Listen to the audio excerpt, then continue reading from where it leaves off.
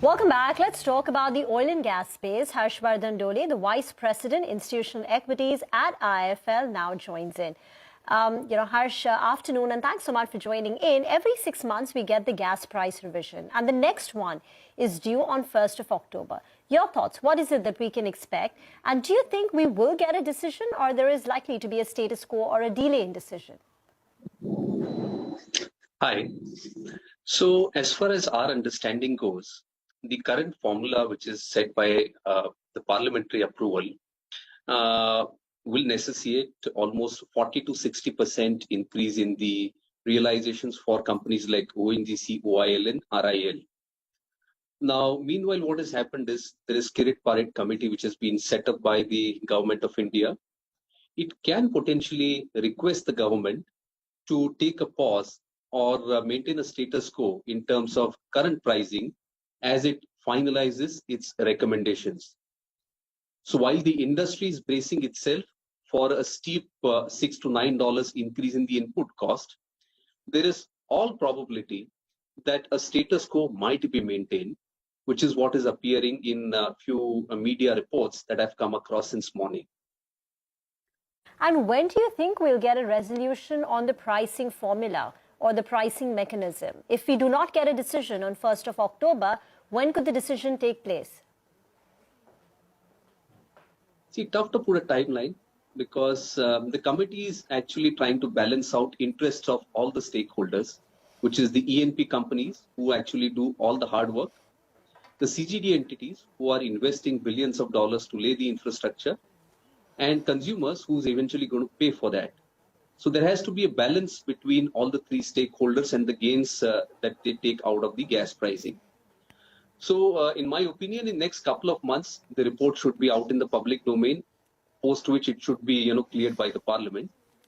So that's what in terms of timelines I'm looking at based on our interactions with the industry and the other sources. So is that why CGD companies are higher today? IGL is showing you a gain of close to about 6%. MGL has raised higher in trade because we may not get the higher revision in gas prices, which means CGD companies do not have to increase their prices, which could negatively impact their volumes. Is that the reason for the up move?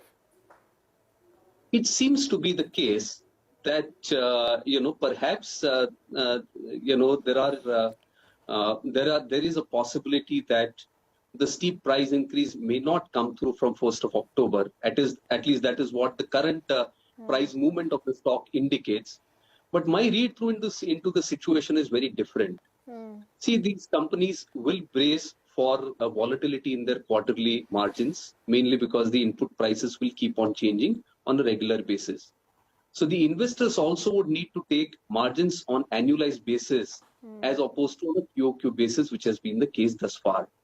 So while current, rally in the stock price is after a very long time, one would have to take a holistic view rather than getting joyed by the fact that one may or may not get a price increase or decrease from 1st of October.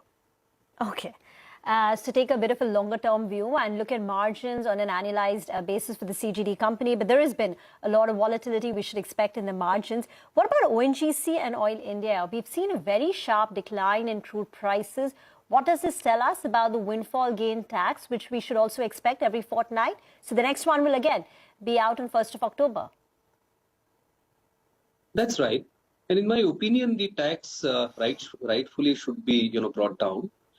So that at least on a YOY basis, both ONGC as well as OIL see flattish, realizations.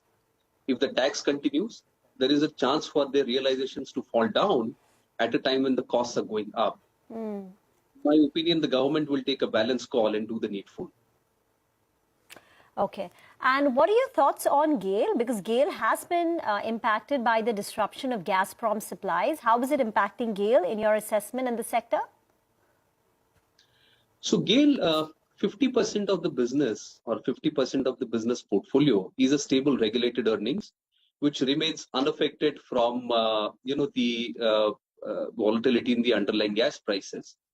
The balance 50% is exposed, and perhaps that is the reason why there is significant swing in terms of earnings forecast across the street.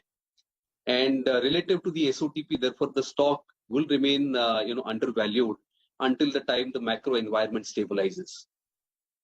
Actually, just as we were discussing, Harsh, we've learned that the APM prices are likely to get delayed. I'm just reading out the statement that we are getting from the government-appointed panel on gas price. They're seeking more time. We've sought more time to submit our report. We cannot do justice to the issue of gas pricing in 2 weeks since the committee was formed.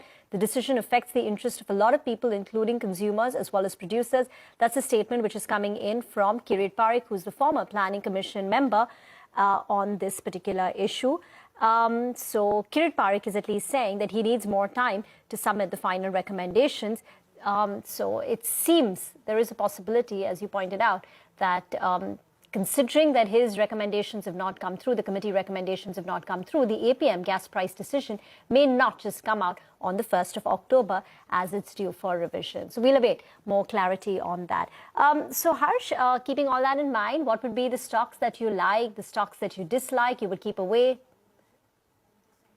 See, across the sector, if you were to look at PSUs offer deep value.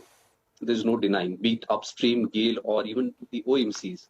But the fact is, until the macro environmental stabilizes and there is clarity in terms of government policy, the way they would want the windfall tax to be levied or withdrawn, or even excise duty structure is cleared, these stocks will tend to underperform the broader markets, or they may trade at a discount to their intrinsic value.